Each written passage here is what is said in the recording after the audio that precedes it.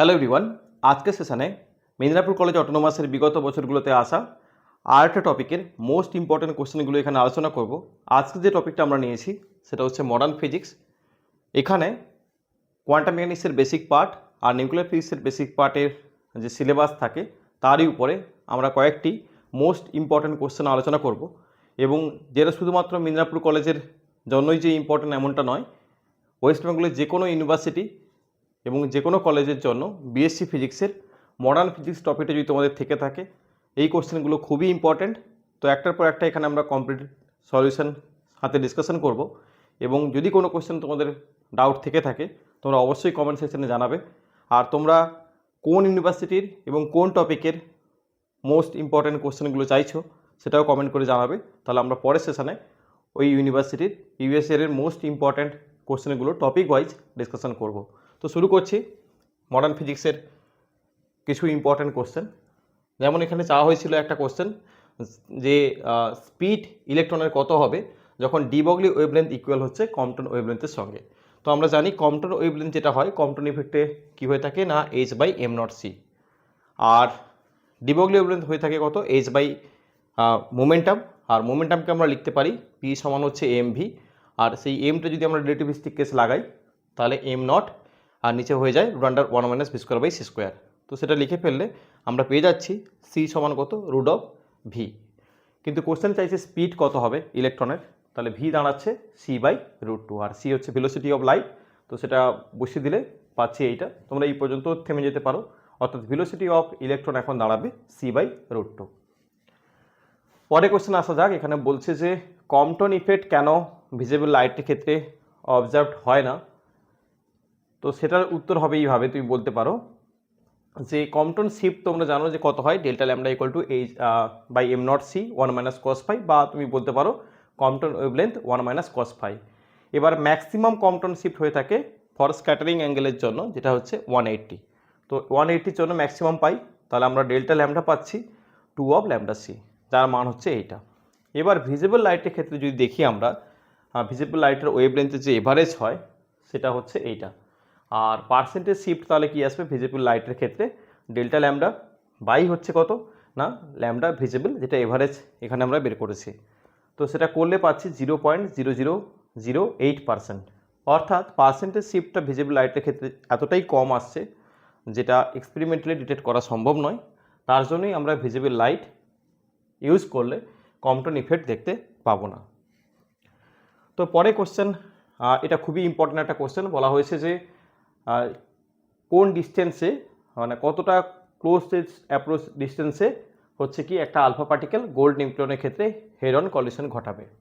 তো এটা করার জন্য আমরা কুলম্বের যে ফোর্সের যে ডেফিনেশন থাকে, মনে করো আলফার চার্জ হচ্ছে কত 2e, আর হচ্ছে গোল্ড নিউক্লিয়াসটার চার্জ ধরে নিচ্ছি জেটি, আর এখানে জেড বলা আছে গোল্ডের ক্ষেত্রে 79, তাহলে ডিস্টেন্সটা আমি ধরে নিচ্ছি এক্স।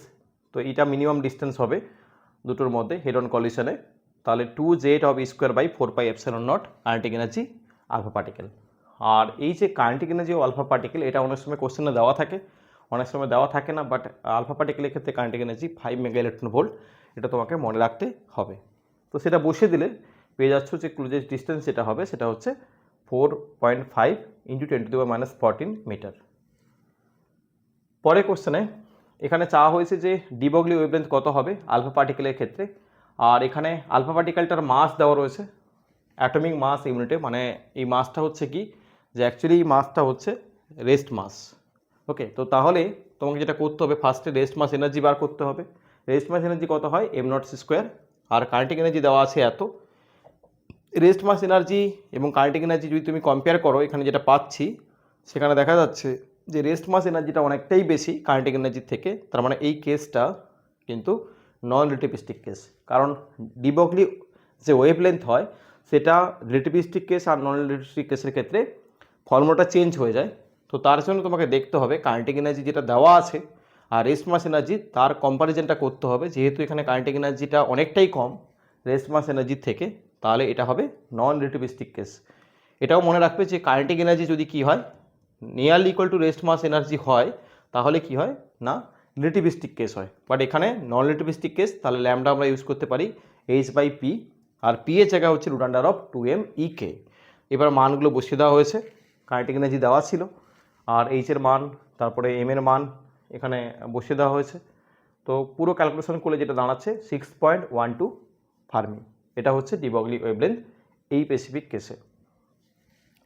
নেক্সট, এটা নিউক্লিয়ারের যে লিকুইড ড্রপ মডেল রয়েছে সেখান থেকে দেওয়া হয়েছে কোশ্চেনটা। বলেছে যে এই দুটো নিউক্লির মধ্যে কোনটা বেশি স্টেবল আইসো বার হবে। তো তাহলে দেখো, আমরা জানি মোস্ট স্টেবল আইসো বার যেটা হয়ে থাকে ইন জেনারেলি জেড আর এর মধ্যে সম্পর্ক সেটা হচ্ছে এইটা হয়, এ বাই হচ্ছে 2 + 0.015 A/2/3। But for lighter nuclei সেটা হয়ে যায় নিয়ারলি ইকুয়াল টু A/2 জেটের ভ্যালু। তো এটা মনে রাখবে, এটা in general case, but for lighter nuclei এটা হয় A/2 হয়, এক্স্যাক্টলি A/2 এর সঙ্গে ম্যাচ করে যায়। তাহলে লিথিয়াম 3.7 যখন নিউক্লিয়ার নিচ্ছ তখন এর মানটা হচ্ছে 7, তাহলে দাঁড়াচ্ছে কি 3.5। আর যখন তুমি লিথিয়াম 3.8 নিচ্ছ তখন কিন্তু যেটার মান আসছে 4।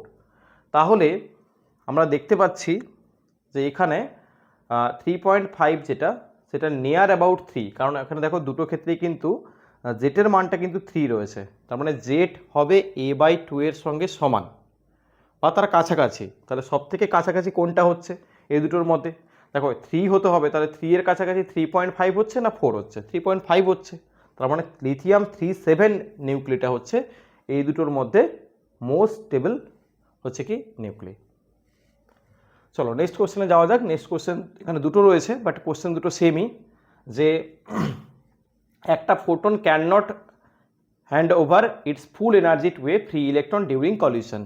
তো এটা ধরো না, একটা ফোটন গিয়ে এখানে ইলেকট্রনের সঙ্গে কলিউশন করছে, ইলেকট্রনটা প্রথমে রেস্ট ছিল, তাহলে তার রেস্ট মাস এনার্জি ছিল মনে করো m0c², তো সে মুভিং হয়েছে, তাহলে তার মাস চেঞ্জ হয়েছে, মনে করো মাস হয়েছে m, মুভিং মাসটা, আর রেস্ট মাস ছিল m0। তাহলে এখানে আমরা দুটো কনজারভেশন লাগাতে পারি। এই কলিউশনটা হচ্ছে ইলাস্টিক কলিউশন, তাহলে according to conservation of energy লাগাতে পারি, আর হচ্ছে কনজারভেশন অফ মোমেন্টাম লাগাতে পারি। দেখো সিমিলারলি এইভাবে দুটো স্টেটমেন্ট রাখা হয়েছে কোশ্চেনে দুরকমভাবে, যে এনার্জি এবং মোমেন্টাম কনজারভেশন লাগিয়ে তুমি দেখাও যে এটা মানে হবে না আর কি, মানে যে একটা ফ্রি ইলেকট্রন কখনোই পুরোপুরি ফোটনের এনার্জিটাকে অ্যাবজর্ব করতে পারবে না, can not absorb a of photon. Okay, তাহলে এখানে যদি আমরা এনার্জি কনজারভেশন লাগাই তাহলে এর এনার্জি কত, ইনসিডেন্ট ফোটনটা এইচ নিউ, আর যে রেস্ট ইলেকট্রনটা ছিল তার এনার্জি হচ্ছে m0c²। তাহলে যখন এই এনার্জি পেলো তো এই মুভিং হবে, তাহলে এর এনার্জি কত দাঁড়াবে mc², কারণ মুভিং মাসটাকে ধরছি ইলেকট্রনটার m। তাহলে এটা হচ্ছে এনার্জি কনজারভেশন। তো সিমিলারলি লিনিয়ার মোমেন্টাম কনজারভেশন দেখলে কি হবে, তাহলে এর এনার্জি এইচ নিউ ছিল, তাহলে মোমেন্টাম কত হবে h/c, আর এই রেস্টে ছিল মানে 0 এর মোমেন্টাম, রেস্ট ইলেকট্রনটার যখন মুভিং হয়েছে তার ভেলোসিটি ধরে নিচ্ছি v, তাহলে এর মোমেন্টাম হয়ে গেল mv। তাহলে এই দুটো ইকুয়েশন যে পাচ্ছ এখান থেকে আমরা যদি ক্যালকুলেশন করি তাহলে দেখতে পাচ্ছি একবার আসছে v = c, আর একবার আসছে v = 0। কিন্তু দেখো ভেলোসিটি 0 এটাও মানে এখানে হবে না, মানে সঠিক হচ্ছে না ব্যাপারটা, বা এটা মানা যাবে না। আর vc মানে ভেলোসিটি হচ্ছে কি হবে, ইলেকট্রনটার লাইটের ভেলোসিটির সঙ্গে সমান, তো এটাও হবে না, রিলেটিভিটি পোস্টুলেটকে আবার ভায়োলেট করবে। তাহলে দুটো যে ভেলোসিটির মান পাচ্ছ 0 এবং c আসছে ক্যালকুলেশন করে, তাহলে এইখানে ভেলোসিটি অফ ইলেকট্রনটা যেটা মুভিং ইলেকট্রন হচ্ছে পরে যে এনার্জি নিয়ে যখন যাচ্ছে, তার ভেলোসিটি 0 হতে পারে না, আবার সিও হতে পারে না, তার মানে দুটো রেজাল্টই পসিবল নয়। তার মানে আমরা বলতে পারি electron can not be absorb of a photon completely, পুরোপুরি ফোটনের এনার্জিটাকে অ্যাবজর্ব করতে পারবে না ইলেকট্রন, কারণ এই রেজাল্ট দুটো হচ্ছে কি তোমাদের পসিবল নয়। তার জন্য তুমি তাহলে উল্টো কথাটা বলছো, যে তার মানে এটা তো আমরা ধরেছিলাম কি যে অ্যাবজর্ব করছে, মানে প্রথম ধরে নিয়েছিলাম যে এটা যদি করে তাহলে কি হবে, তার ভেলোসিটি আছে 0 আর c, তাহলে এই দুটো রেজাল্ট পসিবল নয়। তার মানে উল্টো কথাটা ঠিক হয়ে গেল, যে electron can not be absorb of a photon completely. পরে কোশ্চেন আসা যাক। এখানে বলেছে প্যাকিং ফ্র্যাকশন কত হবে আর এভারেজ বাইন্ডিং এনার্জি কত হবে। প্যাকিং ফ্র্যাকশনের ফর্মুলা যেটা হয়ে থাকে সেটা হচ্ছে কি, এখানে নিউক্লিয়ার মাস মাইনাস হচ্ছে কি যে অ্যাটমিক মাস, আর হচ্ছে কি এখানে হচ্ছে মাস নাম্বার, মানে ওই যেটা এখানে থাকবে আর কি, ঠিক আছে। তো সেটা বসিয়ে দেওয়া হয়েছে আর এর মান দেওয়া ছিল, তাহলে করে ফেললে কি আসছে এইটা, আর এখানে স্মল কেসে 10⁴ ইউজ করা হচ্ছে, তো এটা নেগেটিভ আসছে প্যাকিং ফ্র্যাকশনের ভ্যালুটা।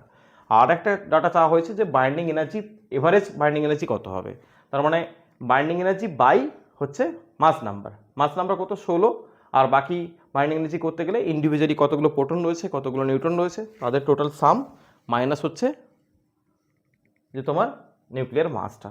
তো সেটা করে ফেললে আমরা এইটা পাচ্ছি মেগা ইলেকট্রন ভোল্টে, আর এটা করার জন্য 931 একটা এই যে অ্যাটমিক মাস ইউনিট ছিল তার সঙ্গে গুণ করে দিলে সেই ইউনিটটা ট্রান্সফার হয়ে মেগা ইলেকট্রন ভোল্ট হয়ে যাচ্ছে। 931টা কিন্তু গুণ করতে হবে, তবেই মেগা ইলেকট্রন ভোল্টে তুমি পাবে।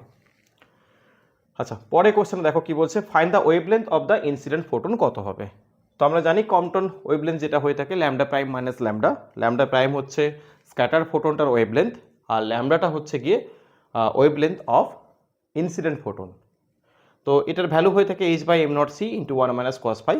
কম্পটন ওয়েভলেন্থ কম্পটন শিফট সেটা ডিপেন্ড করে শুধুমাত্র স্ক্যাটারিং অ্যাঙ্গেলের উপরে, এবং এখানে বলেই দিয়েছে স্ক্যাটার হচ্ছে কত অ্যাঙ্গেলে 90 ডিগ্রিতে। তাহলে এখানে বসিয়ে দিলে আমরা পাচ্ছি h/m0c শুধু পড়ে রয়েছে। এটা কার ভ্যালু? ডেল্টা ল্যামডার ভ্যালু, অর্থাৎ কম্পটন শিফটের ভ্যালু। বাট এখানে কোশ্চেনে কি বলেছে, একটা কন্ডিশন দেওয়া আছে, যখন স্ক্যাটার্ড যে ফোটনটা রয়েছে তার ওয়েভলেন্থ যখন ইনসিডেন্ট ফোটনটা দুগুণ হচ্ছে তখন কম্পটন শিফটের ভ্যালু কত আসবে। তাহলে দেখো এইটা ল্যামডা প্রাইম সমান 2 ল্যামডা দেওয়া রয়েছে, এটা কি? এটা হচ্ছে স্ক্যাটার্ড ফোটনটার ওয়েভলেন্থ, আর এটা হচ্ছে ইনসিডেন্ট ফোটনটার ওয়েভলেন্থ। তাহলে সেই যদি আমি রেজাল্টটা এইখানে বসিয়ে দিই, ল্যামডা প্রাইমের জায়গায় 2 ল্যামডা বসাই, তাহলে কি দাঁড়াচ্ছে? Delta lambda equal to lambda হয়ে যাচ্ছে। আর ডেল্টা ল্যামডা সমান কত এসেছিল? ল্যামডা সি এসেছিল।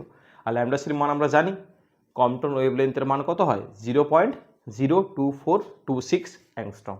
তাহলে এইভাবে আমরা কিন্তু বলতে পারি যে এখন আমরা wavelength of the incident photon যেটা ল্যামডা, সেটা কার সঙ্গে সমান হচ্ছে? কম্পটন ওয়েভলেন্থের সঙ্গে সমান হচ্ছে। অর্থাৎ অ্যান্সার হবে এই যে ভ্যালুটা, তুমি ল্যামডা সিও লিখতে পারো অথবা মানটা যদি মনে থাকে তখন লিখে দিও। আচ্ছা, পরে কোশ্চেন দেখো কি বলছে, খুবই ভালো কোশ্চেন। এখানে বলেছে estimate the width of the line. Okay, তো এটা হাইজেনবার্গ আনসার্টেনিটি প্রিন্সিপাল থেকে দেওয়া হয়েছে, এটা লেজারেও থাকে কোশ্চেনটা। তো এটা করার জন্য যেটা তোমাকে আগে জানতে হবে সেটা হচ্ছে ডেল্টা টি কত দিয়েছে, টাইমটা সেটা দিয়েছে 10⁻⁹ সেকেন্ড। এবার ন্যাচারাল লাইন উইথ কি হয়, কারণ কোশ্চেনে তোমার চাইছে estimate the width of the line, অর্থাৎ এখানে চাইছে কিন্তু ডেল্টা ল্যামডা। এবার এই রিলেশনটা তোমাকে কিন্তু জানতে হবে ন্যাচারাল লাইন উইথ কত হয়। তো এটা আমরা পেতে পারি কোথা থেকে? হাইজেনবার্গ আনসার্টেনিটি প্রিন্সিপাল থেকে। এনার্জি আর টাইমের যে রিলেশন রয়েছে delta E delta T equal to H cut. আবার ইকে আমরা লিখতে পারি এইচ নিউ, তাহলে এখানে ডেল্টা ইর জায়গায় এইচ অফ ডেল্টা নিউ, তাহলে ডেল্টা নিউ ইন্টু ডেল্টা টি আসছে কত? 1/2 পাই।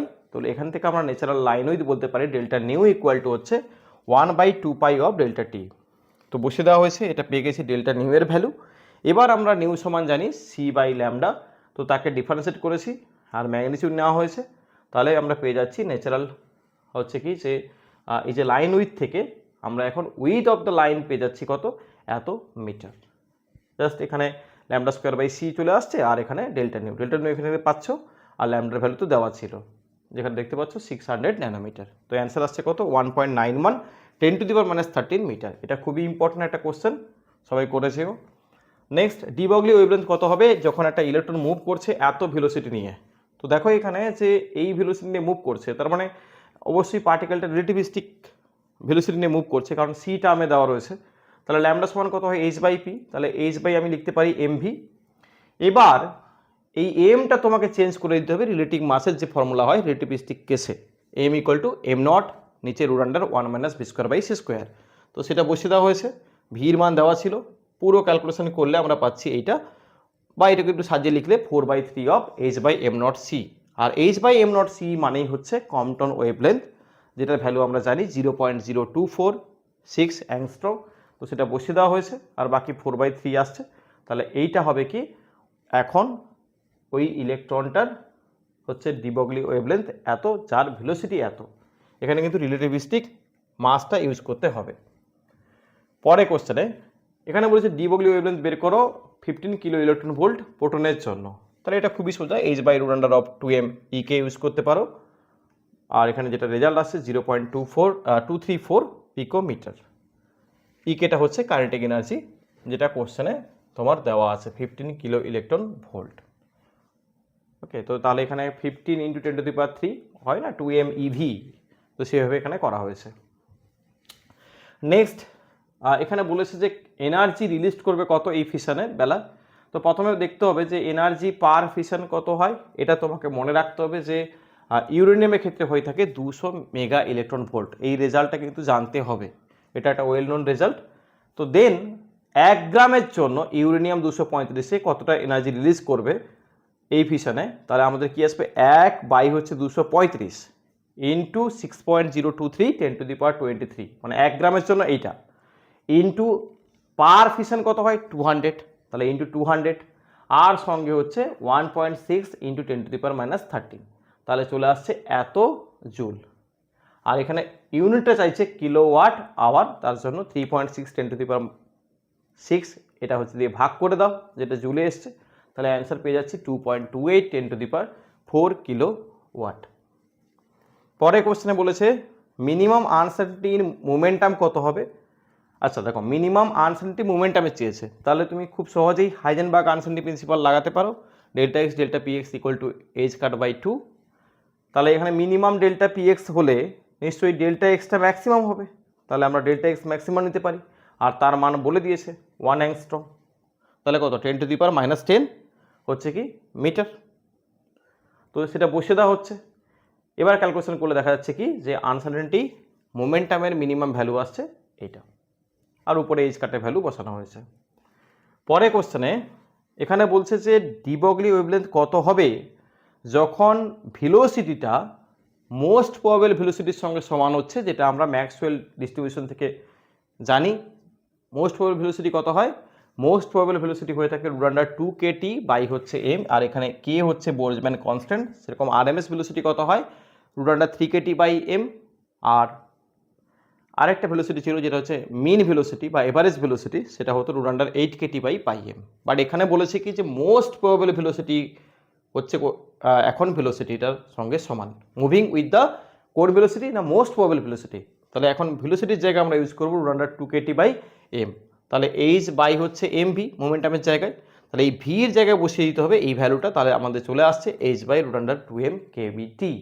এটাই আমাদের দেখাতে বলেছিল, তো সেটা আমরা খুব সহজে করতে পারছি। জাস্ট এই রেজাল্টটা তোমার কাজে লাগবে। মোস্ট প্রবাবল ভেলোসিটি কত হয় ম্যাক্সওয়েল ভেলোসিটি ডিস্ট্রিবিউশনে তোমরা করেছো কেটিজির টপিকে, জাস্ট ফর্মুলাটা মানে মনে রেখে তোমাকে বসাতে হবে। আচ্ছা পরে কোশ্চেন দেখো কি বলছে যে সাইন কে এক্স এবং কস কে এক্স দুটো ফাংশন, তাদের বলছে কি ডিজেনারেট আইগেন, এরা দুটো হচ্ছে কি ডিজেনারেট আইগেন স্টেট এই স্পেসিফিক অপারেটরটার। তো দেখো একটা অপারেটরের একটা ওয়েভ ফাংশনের উপর অপারেট করলে কিছু একটা ভ্যালু দেয়, যেটাকে আমরা আইগেন ভ্যালু বলি, আর ওয়েভ ফাংশনটা রিপিট করে। সাপোজ মনে করো এ একটা অপারেটর, সে সাইর উপরে অপারেট করলো, দিয়ে সাই রিপিট করলো, একটা কিছু ভ্যালু দিল, এটা কি বললাম আমরা, কি বলে থাকি যে আইগেন ভ্যালু বলি। এবার এখানে কোশ্চেনটা হচ্ছে দুটো ওয়েভ ফাংশন আছে, মনে করো এটা সাই 1, দিস ইজ সাই 2, তাহলে এই দুটো ওয়েভ ফাংশন অপারেট করছে এর উপরে কে না এই অপারেটরটা, অর্থাৎ এই অপারেটরটাকে যদি আমরা এ ক্যাপ ধরি, তাহলে এই অপারেটরটা সাই 1 উপরে একবার অপারেট করবে, দিয়ে একটা আইগেন ভ্যালু দিবে। এবার সিমিলারলি এই অপারেটরটা আবার সাই 2 উপরে অপারেট করবে, দিয়ে একটা আইগেন ভ্যালু দিচ্ছে। যদি দুটোর আইগেন ভ্যালু সেম হয়, দুটো ওয়েভ ফাংশনের ক্ষেত্রে এই একই অপারেটর অপারেট করলে যদি দুটো আইগেন ভ্যালু সেম হয়, তাহলে আমরা কি বলবো যে ডিজেনারেট স্টেট। দুটো স্টেট হচ্ছে কি ওই স্পেসিফিক অপারেটরটার ডিজেনারেট স্টেট, যেমন হয় না ডিজেনারেসি। তো সেটাই তোমাকে এখানে করতে হবে যে এই অপারেটরটাকে আমরা এ ক্যাপ যদি ধরে নেই, তাহলে সাই 1 এর উপরে অপারেট করলে কি দিচ্ছে -k² অফ সাই 1 রিপিট করছে। অপারেটরের প্রপার্টি এটাই যে ওয়েভ ফাংশনটা ঘুরে দিবে এবং সঙ্গে কিছু একটা ভ্যালু দেবে। আবার দেখো যখন সাই 2 অর্থাৎ কস কে এক্স নিচ্ছ, তখনও কিন্তু কি দিচ্ছে একই আইগেন ভ্যালু দিচ্ছে -k²। তার মানে দুটো ওয়েভ ফাংশনের ক্ষেত্রে আমাদের কিন্তু সেম আইগেন ভ্যালু দিচ্ছে, অর্থাৎ আমরা বলতে পারি এই দুটো স্টেট এই স্পেসিফিক অপারেটরের ক্ষেত্রে হচ্ছে কি ডিজেনারেট স্টেট। পরে কোশ্চেনে কি বলেছে একটা ওয়েভ ফাংশন দেওয়া আছে, যেটা একটু অস্পষ্ট হয়তো হতে পারে, সাই অফ xt ইকুয়াল টু দেওয়া রয়েছে কত e⁻i of kx minus omega T.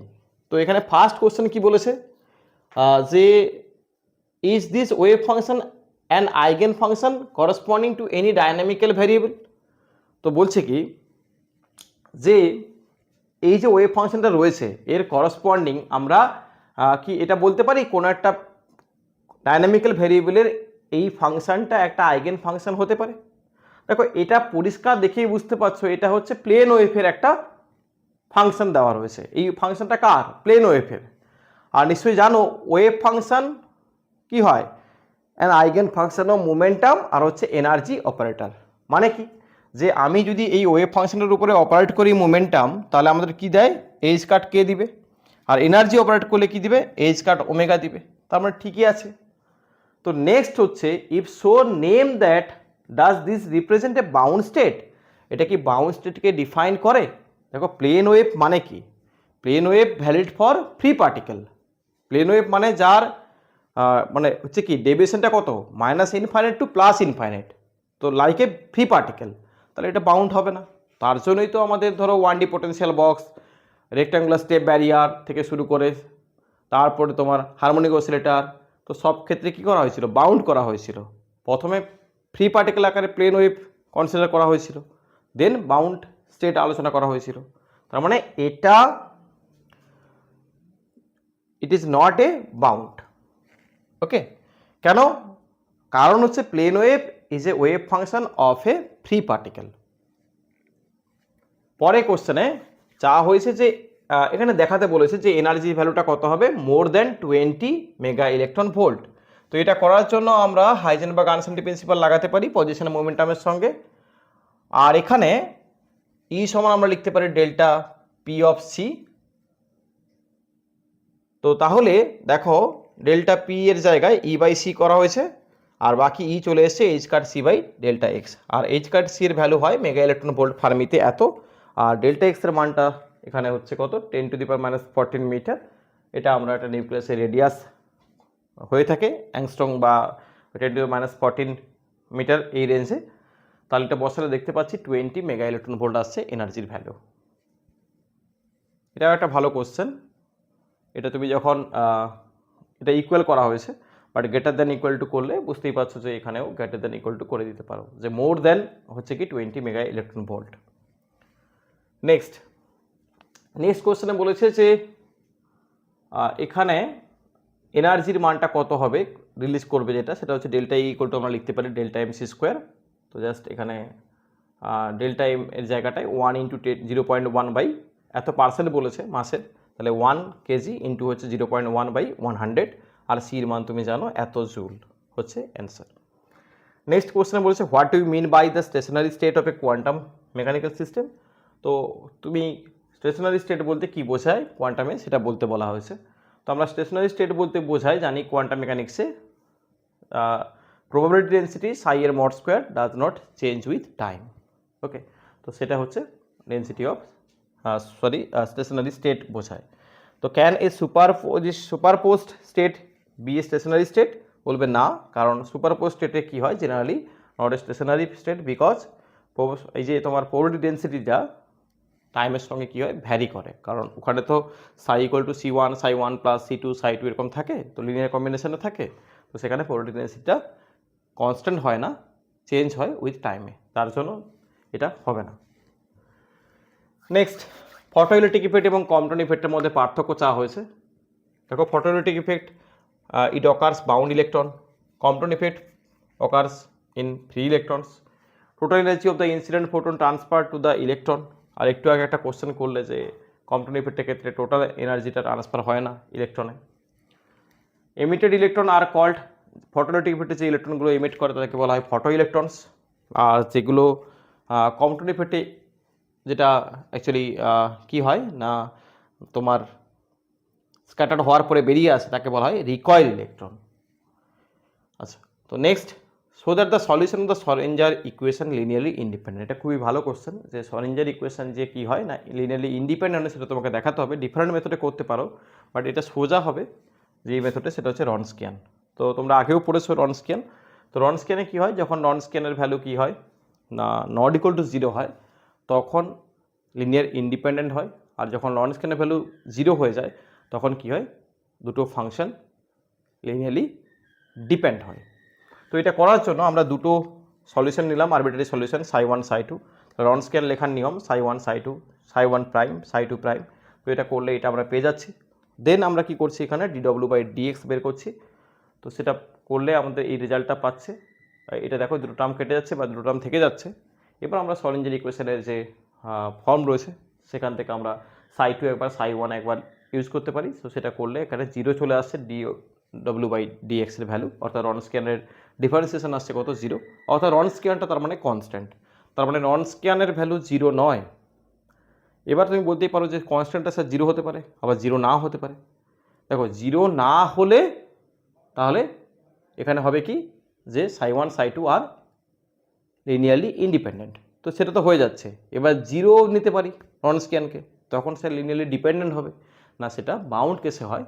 But এখানে আমরা ধরবো যে ডিডব্লিউ বাই ডিএক্স কি হচ্ছে জিরো, তার মানে ডব্লিউ হচ্ছে কি বা নন স্ক্যান হচ্ছে কি কনস্ট্যান্ট। সো সাই ওয়ান সাই টু আর লিনিয়ারলি ইন্ডিপেন্ডেন্ট।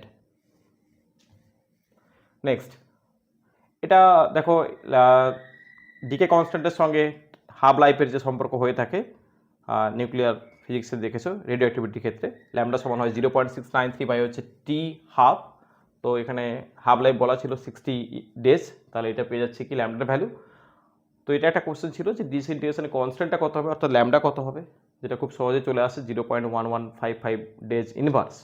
আর একটা কোশ্চেন দেওয়া হয়েছে সঙ্গে এভারেজ লাইফ কত হবে। দেখো এভারেজ লাইফ টাইম যেটা হয়ে থাকে টাউ দিয়ে ডিফাইন করা হয়, সেটা ইকুয়াল টু হয় 1 বাই ল্যামডা। তো যে ল্যামডাটা পেয়েছো সেটা বসে দিলে পাচ্ছি 86.95 ডেজ। পরের কোশ্চেনে কী বলা হয়েছে, ডি ব্রগলি ওয়েভলেন্থ চাওয়া হয়েছে, সিমিলার টাইপের কোশ্চেন, বাট একটু খালি এখানে কোশ্চেনটাতে প্রথমে যেটা চাওয়া হয়েছে সেটা হচ্ছে নিউটনের জন্য ডি ব্রগলি ওয়েভলেন্থ কত হবে। দেখো নিউটনের জন্য থার্মাল নিউটন বলেছে, তার মানে টেম্পারেচার একটা কেস আসবে, এবং এখানে আমরা h/√2m e কে জায়গায় ইউজ করব এভারেজ এনার্জি 3/2 kBT, ইকুইপারেশন থিওরিম থেকে এভারেজ এনার্জি হয়ে যাবে ইজ ডিগ্রি অফ ফ্রিডমের জন্য হাফ কেটি করে, তাহলে 3/2 kBT।